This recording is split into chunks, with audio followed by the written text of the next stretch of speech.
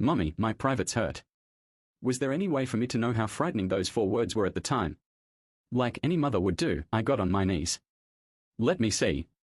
My 5-year-old son pulled down his pants and showed me. As I looked, a shock of fear went through me. His testicles were red and swollen.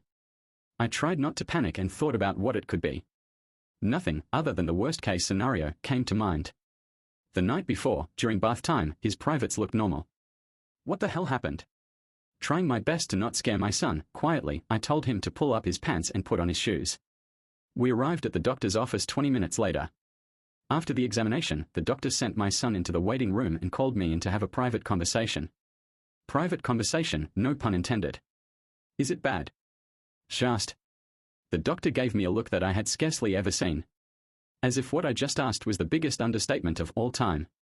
Is it cancer? Please sit down, he said. I haven't seen anything like this during my time as a doctor, that's for sure.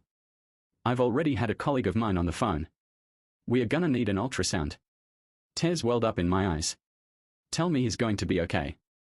I can't say for sure, but I can tell you that if it is some type of cancer, testicular is the easiest to treat. He paused. You said he's 5 years old. I nodded and said, I don't understand how his. You know, he hasn't reached puberty yet, so this can't be normal for a boy his age. Can it? Before we jump to any conclusions, the doctor said, we need to see the ultrasound. Before paying for the visit, the doctor handed me a note with the date and location of the hospital where the ultrasound would be done. He also advised that I set an ice pack over my son's groin every 2 hours in case the irritation got worse. First thing the next morning, I drove to the address on the note and met with a man named Dr. Jasper Harris. Hello, he said to me, and then he looked down at my son. He kneeled to his level. Hello. What's your name? My son answered. The small talk was making me nervous.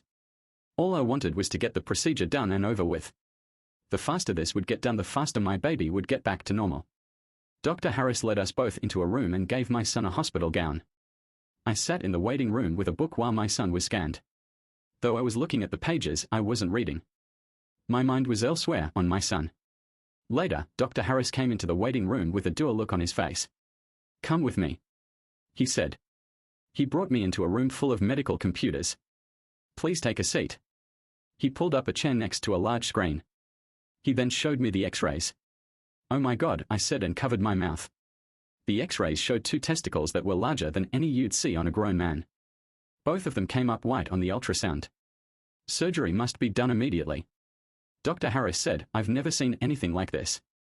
It seems as if the tumors have encapsulated his testicles. I whimpered in the chair. A hand rested on my shoulder to